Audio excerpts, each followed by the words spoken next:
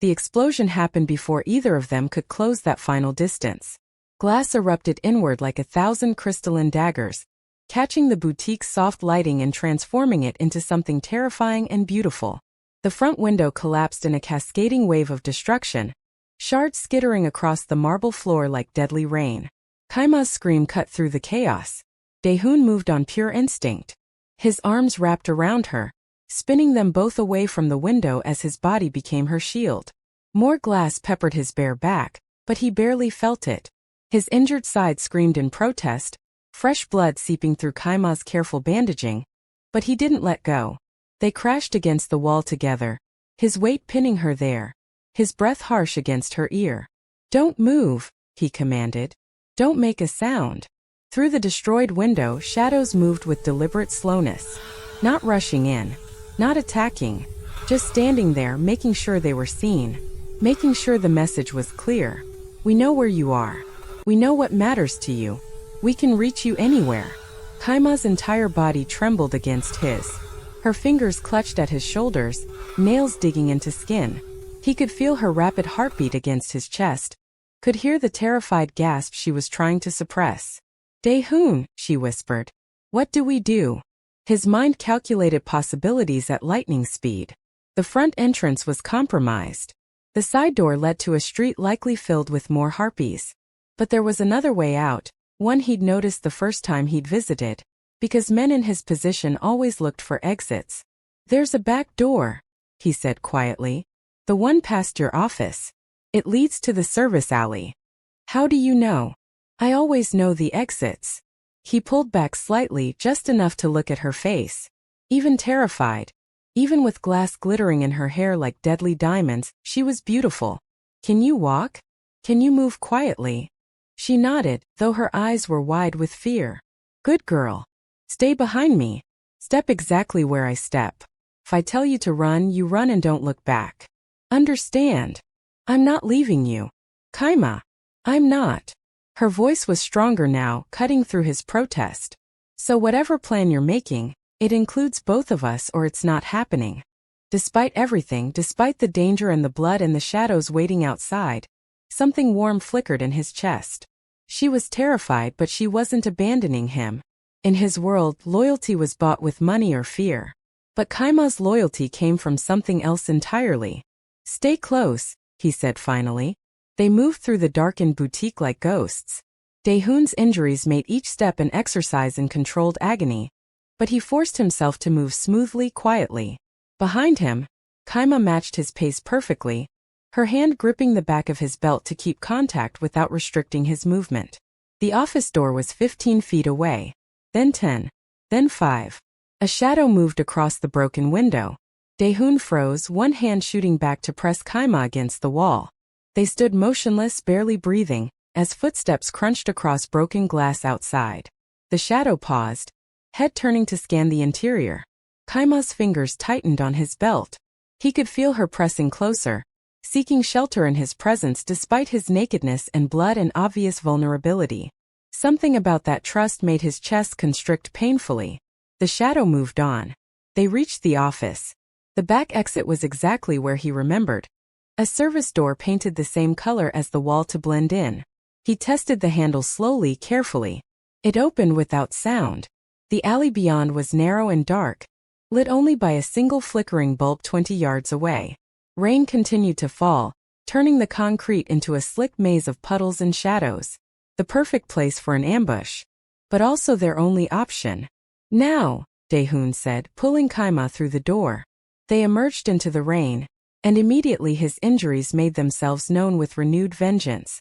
The adrenaline that had carried him this far was wearing off, leaving behind bone-deep exhaustion and pain that turned his vision white at the edges. He stumbled, catching himself against the brick wall. "Daehyun." Kaima's arm went around his waist, supporting him despite being half his size. "You're bleeding worse. We need to. Keep moving. They'll check this exit soon. You can barely stand. I can stand. I can walk. And I can get you somewhere safe." He pushed off the wall, forcing his legs to cooperate. "That's all that matters." They moved deeper into the alley, away from the main street. Each step sent fresh agony through his torso. His vision swam. Blood ran freely down his side now, mixing with rain and making his skin slippery under Kaima's supporting hands. He was going to collapse. He knew it. His body had limits, and he'd exceeded them dramatically tonight. But first he had to get her safe. Before we continue, sweet listeners, I want to know, where in the world are you watching from? Drop your city or country in the comments. I love knowing this story is reaching hearts across the globe. The alley opened onto a side street. Daehyun scanned the area through rain-blurred vision, looking for threats, for escape routes, for anything they could use. His phone was in his destroyed jacket back at the boutique. No way to call his men. No way to... Headlights appeared at the end of the street. Daehyun pushed Kaima behind him again. Every muscle tensing for a fight he wasn't sure he could win. The car approached fast, engine growling. Black sedan. Tinted windows. Could be anyone. Could be harpies. Could be. The window rolled down. Boss. Jinwoo's face appeared. Equal parts relief and fury. Get in the fucking car. Daehyun nearly collapsed from relief alone. Jinwoo was here. His right hand, the one man he trusted absolutely, was here. They weren't alone anymore. The back door flew open. Jinwoo's eyes widened as he took in the scene. Daehyun shirtless and bleeding, barely standing, and a beautiful black woman supporting his weight with desperate determination. Who the hell is? Jinwoo started. Explanations later. Daehyun cut him off. Drive. Now. Kaima helped him into the back seat, then slid in beside him. The moment the door closed, Jinwoo accelerated hard, tires squealing on wet pavement. Daehyun slumped against the leather seats, all his strength finally abandoning him. Sir, you're bleeding everywhere, Jinwoo said, eyes flicking to the rearview mirror. I'm taking you to Dr. Yoon. No.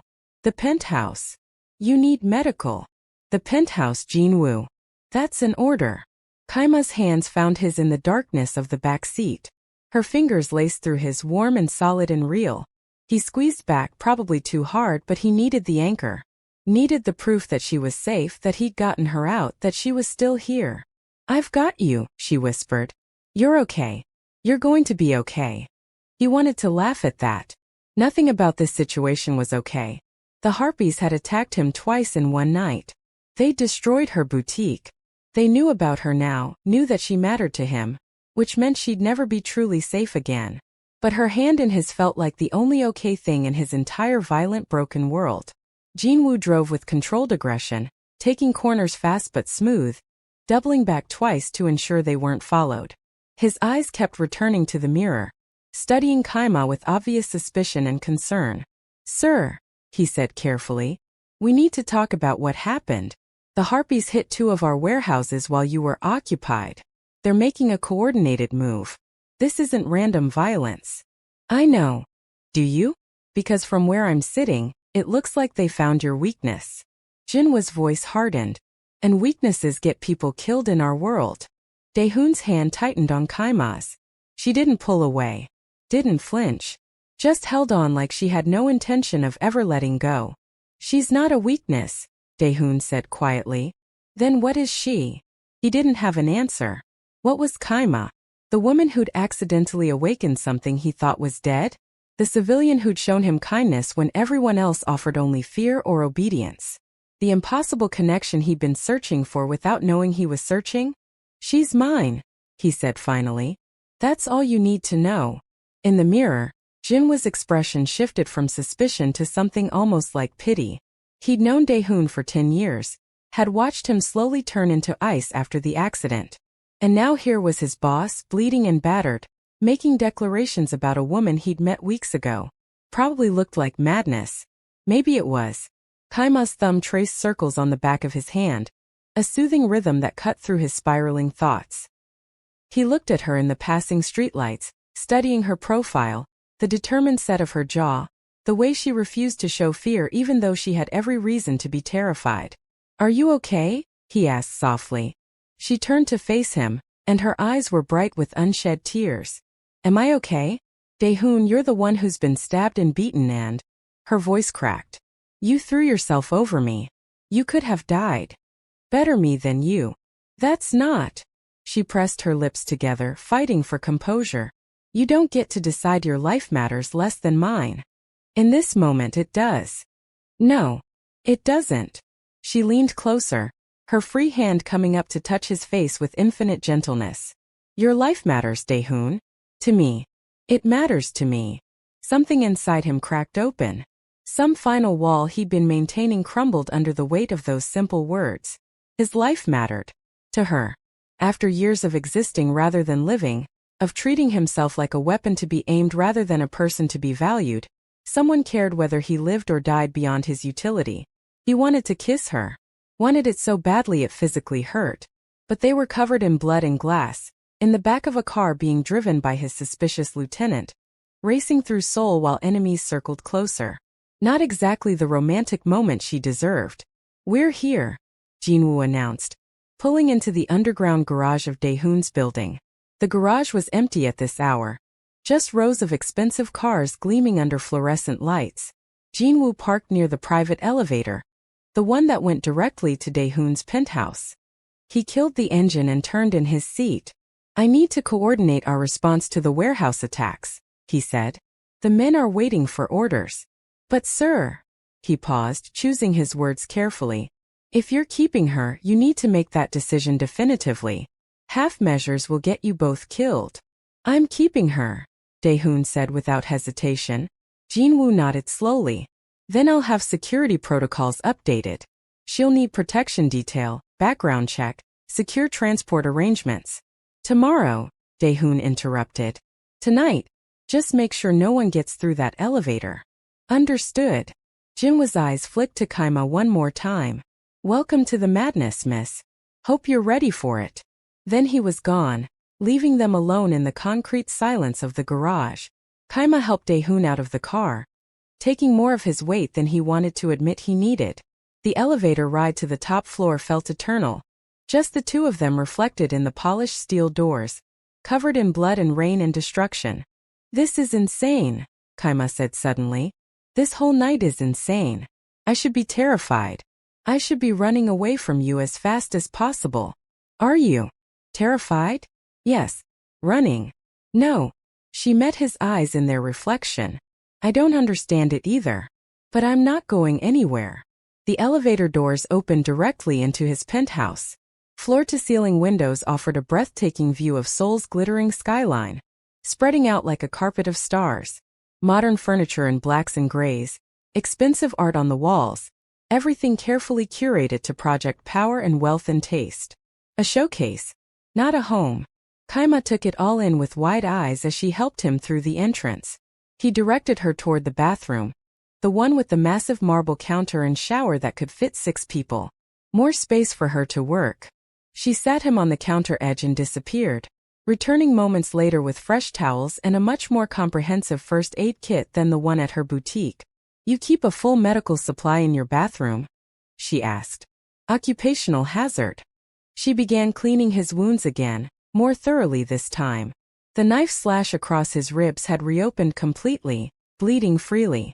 Her hands worked with steady efficiency, but he could see the tremor in her fingers, the way she had to pause occasionally to breathe deeply. Talk to me, he said. You're too quiet. I'm trying not to think about what almost happened tonight. She didn't look up from his ribs. If I think about it, I'll fall apart. So I'm focusing on this. On fixing what I can fix. Kaima. No, she did look up then, and her eyes were fierce. Let me do this. Let me help you. It's the only thing keeping me together right now. So he let her work in silence, watching her face in the mirror, the concentration written in every line of her expression. Her touch remained gentle despite her fear, careful around his injuries but confident in her movements. When she finished with his ribs, she moved to the cuts on his face, wiping away dried blood with warm water. She was so close now that he could count her eyelashes, could see the faint freckles across her nose, could feel her breath against his skin.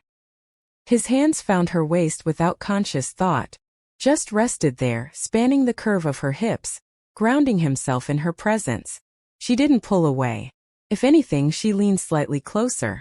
You have more scars, she observed quietly, her fingers tracing a line across his collarbone. Old ones. From the accident. The one that everyone thinks broke you? It did break me. No, she pressed her palm flat against his chest, right over his heart. You're not broken. Hurt, yes. Damaged, maybe. But not broken. Broken things don't fight the way you fought tonight. Broken things don't protect people they barely know. I know you, he said, his voice rough. Maybe not your favorite color or your birthday, or what you eat for breakfast. But I know you. I know you're kind even when kindness is dangerous. I know you see people clearly without illusions. I know you touch me like I'm worth touching. Her hand trembled against his chest. Daehyun. I know that when glass exploded around us you didn't think about yourself first. You held on to me. And I know, he swallowed hard. I know that I came back to life when you touched me. After 3 years of being dead inside, you made me feel again. She opened her mouth to respond. His phone rang. The sound cut through the intimate moment like a blade. Kaima jerked back slightly, and Daehyun wanted to throw the phone through the window. But he'd silenced it deliberately earlier, which meant Jinwoo had overridden his settings. Emergency. He grabbed the phone from where Kaima had set it on the counter. What? Sir, the Harpies just hit the dock operation in the downtown office, Jinwoo said without preamble. Simultaneous strikes. They're not just probing anymore. This is a full assault on our infrastructure. Daehyun's grip tightened on the phone. The docks were where they moved most of their legitimate cargo, the cover for their less legitimate operations. The downtown office housed their financial records, their connections, their carefully maintained web of influence. Losing both would cripple his organization for months. Casualties? He asked. 3 wounded, none critical. They were after assets, not blood. What do they want? You. Jinwoo's voice was grim. They left a message. Said you have 24 hours to meet with their leadership, or they burn everything you've built to the ground. Kaima's hand found his, squeezing gently. He looked at her, at the concern written across her beautiful face, and felt the weight of the decision pressing down on him. He should leave. Right now. Should coordinate his response, rally his men, show strength and decisiveness. That's what a good leader would do. What he'd always done before. But that was before her. Tell them I'll meet their leadership tomorrow, Daehyun said. Set it up somewhere neutral. And Jinwoo? Make sure our people know I'm handling this personally. No one moves without my direct order. Sir, are you sure? I'm sure. 24 hours means I have until tomorrow. Tonight, he looked at Kaima. Tonight I'm exactly where I need to be. He could hear Jinwoo's disapproval through the silence. Understood. I'll coordinate from here. But boss, don't make me regret trusting your judgment on this. You won't. He ended the call and set the phone aside. Kaima was studying him with those perceptive eyes that saw too much. You should go, she said quietly. Your organization needs you. They can wait. Daehyun. They can wait, he repeated more firmly this time. For 3 years I've given them everything. Every thought, every action, every piece of myself that wasn't already dead. Tonight I'm choosing something different. I'm choosing you. Her breath caught. You barely know me. Then help me know you. He slid off the counter, ignoring the protests from his injuries, and took both her hands in his. Tell me everything. Your favorite color. Your birthday. What you eat for breakfast. Why you came to Seoul. What makes you laugh. What keeps you awake at night. That's a lot of information, she said, but she was smiling. We have all night. He led her through the penthouse, out onto the private rooftop terrace he rarely used. The rain had stopped, leaving the city washed clean and glittering. Seoul spread out beneath them in every direction, millions of lights painting the night sky. They settled onto the outdoor couch, and Daehyun pulled a blanket around both of them. The Seoul skyline provided all the light they needed, casting everything in soft blues and golds. So, he prompted. Favorite color? Purple. The deep kind, almost like wine. She leaned against him carefully, mindful of his injuries. I had a dress that color when I was 16. Made me feel like royalty. Birthday. March 15th. I'm a Pisces, which apparently means I'm too emotional and too trusting. She smiled. What about you? October 27th, Scorpio. That explains a lot. He found himself smiling back. Does it? Intense, secretive, Passionate when you let yourself be. Classic Scorpio. Her fingers traced patterns on his arm. Breakfast. Coffee. Black. Sometimes I remember to eat toast. That's terrible for you. Most of my life is terrible for me. She elbowed him gently. Don't say that. You're doing better now. You're here with me. Being human instead of scary mafia boss. I can be both. I know, but I like this version better. She shifted to look at him properly. You asked why I came to Seoul. The truth? I was running. From expectations, from a future that felt too small, from family who wanted me to be someone I couldn't be. I wanted something that was entirely mine. A business I built, a life I chose. Seoul felt far enough away to be safe. Do you regret it? Sometimes. I miss home. Miss my sisters, miss the food. Miss not being stared at everywhere I go. She paused. But mostly I love it here. I love the challenge. I love proving I can build something beautiful in a foreign country. I love surprising people who underestimate me. No one who knows you could underestimate you. You'd be surprised. Her voice carried old pain. People see my skin first, my gender second, my humanity maybe third if I'm lucky. Building the boutique was about showing that I'm more than what they assume. Daehyun understood that. Being underestimated, being reduced to a single trait. In his case, violence. In hers, appearance. Different struggles, same weight. What keeps you awake at night? He asked. Now? You. She said it simply, without embarrassment. 3 weeks ago it was quarterly projections and supplier negotiations. But now it's wondering if you're safe. If you're eating. If you're okay. His throat tightened. Kaima. I know it's crazy. I know we've barely spent any real time together. But you're in my head, Daehyun. You're under my skin. And tonight, when that window shattered. She shuddered. I thought I was going to lose you before I even really had you. He pulled her closer, burying his face in her hair. You have me. I don't know how this happened or why, but you have me.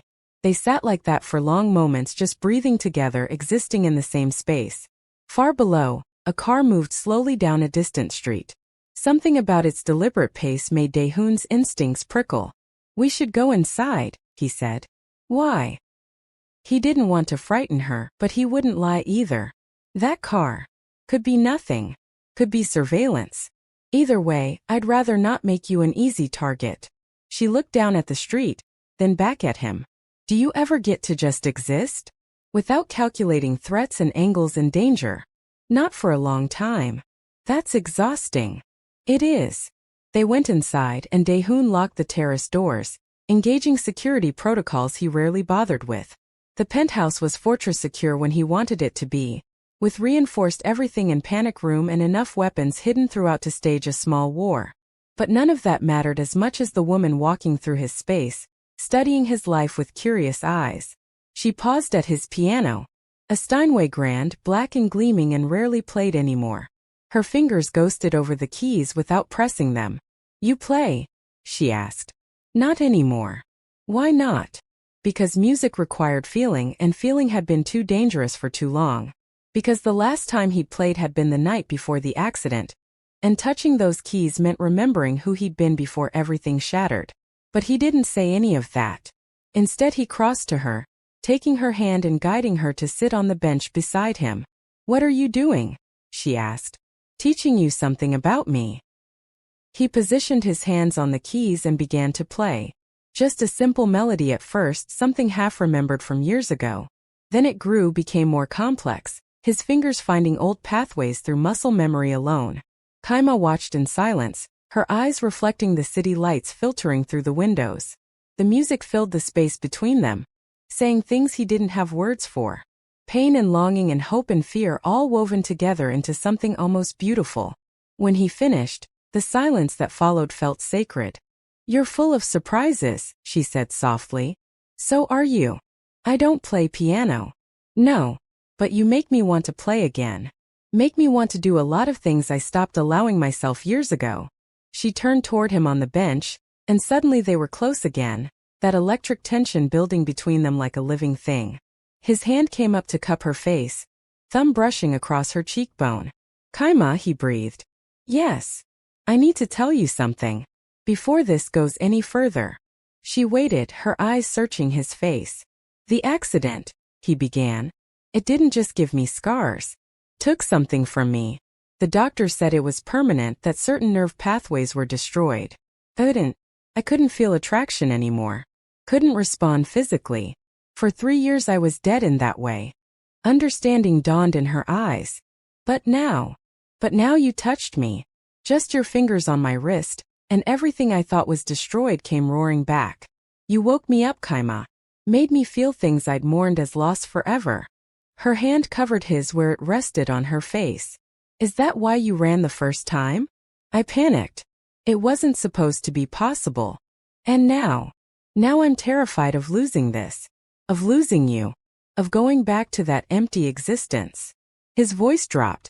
You're dangerous to me in ways those harpies could never be. Because you make me want to live instead of just exist. And wanting things means they can be taken away. Daehyun. She leaned closer, her forehead resting against his. I'm scared too. This is crazy and dangerous and everything I should be running from. But I'm not running. I'm right here. And I'm choosing this. Choosing you. The space between them became nothing. His hand slid from her face to her neck, fingers tangling in her hair. Her hands found his chest, careful of his injuries, spreading warmth through his skin. I'm going to kiss you now, he whispered. Finally. Their lips met and the world stopped. It wasn't gentle. Wasn't careful. 3 weeks of tension and longing and desperate need poured into that kiss, consuming them both. His mouth moved against hers like he was dying and she was oxygen, like he'd been starving and she was sustenance. She responded with equal hunger, her fingers tightening in his shirt, pulling him closer despite his injuries. Her mouth opened under his, and the taste of her nearly destroyed him. Sweet and warm and real. He pulled back just long enough to breathe, to look at her flushed face and kiss swollen lips and the desire burning in her eyes. Kaima, he said, his voice wrecked. Don't stop, she whispered. He didn't. His mouth found hers again, deeper this time, more demanding. She made a sound low in her throat that shot straight through him. His hand spanned her waist, and she shifted closer on the piano bench until she was practically in his lap. Everything else fell away. The harpies. The attacks. The danger circling them. None of it mattered in this moment. There was only her warmth and her taste and the impossible miracle of feeling this alive. When they finally broke apart, both breathing hard, she rested her forehead against his shoulder. That was worth the wait, she said. He laughed, actually laughed, the sound startling them both. Just worth it. Okay, fine. That was incredible. Earth-moving. Life-changing. Better. Much. She pulled back to look at him, and her expression was serious now. What happens next?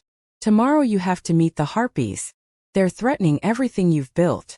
I'll handle it. How? However I need to. He tucked a strand of hair behind her ear. But tonight, right now, I don't want to think about them. I want to think about you. About us. About whether you snore. I do not snore. We'll see about that. She started to protest, but he kissed her again, softer this time. A promise instead of a claim. When they separated, he stood and offered his hand. Stay with me tonight, he said. Not. I don't mean. He trailed off, suddenly uncertain. I know what you mean. She took his hand. And yes, I'll stay. He led her to his bedroom, which was as sparse and masculine as the rest of the penthouse. She looked around, taking in the king-sized bed and the single nightstand and the complete lack of personal touches. You really don't let anyone in, do you? She observed. No. I'm honored then. He found her one of his shirts to sleep in, and she disappeared into the bathroom to change. When she emerged, wearing his black button-down that fell to mid-thigh, something possessive and primal stirred in his chest. His shirt. On her body. Marking her as his in the most basic way. She climbed into bed beside him, and he pulled her close, mindful of his injuries but needing her warmth more than he needed to avoid pain. She curled against his good side, her head on his chest, her hand over his heart. I can feel it beating, she said. Strong and steady. Because of you. No. Because you're alive. Because you survived whatever tried to destroy you. Because you're stronger than you think you are. He kissed the top of her head, breathing in her scent. You give me too much credit. You don't give yourself enough. They lay in comfortable silence as Seoul glittered beyond the windows. His fingers traced patterns on her back, and her breath evened out gradually. Just when he thought she might be asleep, she spoke again. Promise me something. Anything. Promise that no matter what happens tomorrow, you'll come back to me. That you won't do something stupid and heroic and get yourself killed. I promise. You're lying. He was. They both knew it. But he said it anyway. I promise to try. That's the best I'm going to get, isn't it? Probably. She lifted her head to look at him, her eyes serious in the darkness. Then promise me this instead. Promise that you'll fight to survive. Not just for your organization or your reputation or whatever else you think you're protecting. Fight for yourself. For the possibility of more nights like this. The words hit him harder than any physical blow could have. Fight for himself. For the possibility of happiness. For a future that looked different than the empty existence he'd been maintaining. I promise, he said, and this time he meant it. She settled back against him, and this time she did fall asleep, her breathing becoming deep and even. Daehyun lay awake watching her sleep, memorizing every detail of this moment. Tomorrow would bring violence and choices and consequences. But tonight he had this. Had her. Had the proof that he wasn't completely broken. That something inside him could still feel and want and hope. He pulled her closer, pressing a kiss to her forehead. And for the first time in 3 years, Daehyun fell asleep without nightmares. Daehyun's breathing deepened, steady and quiet. Kaima still curled against him as though she belonged there. Outside, Seoul shimmered in the darkness, but inside the room there was only warmth, only quiet, only the fragile miracle of two people finding safety in each other. For years, he had slept like a man hunted. Tonight he slept like a man healed. Kaima brushed her thumb across his chest one last time before closing her eyes, letting the rhythm of his heartbeat carry her into sleep. Whatever tomorrow brought, violence, choices, consequences, they would face it together. Not perfectly. Not easily. But together. For the first time in both their lives, that was enough. Tell me honestly. What moment captured your heart the most? Was it the rooftop scene? The first real kiss? When Daehyun chose Kaima over his empire? Let me see them in the comments. Hit that like button if this story moved you. Subscribe so you never miss another beautiful tale. Thank you for watching. See you in the next story.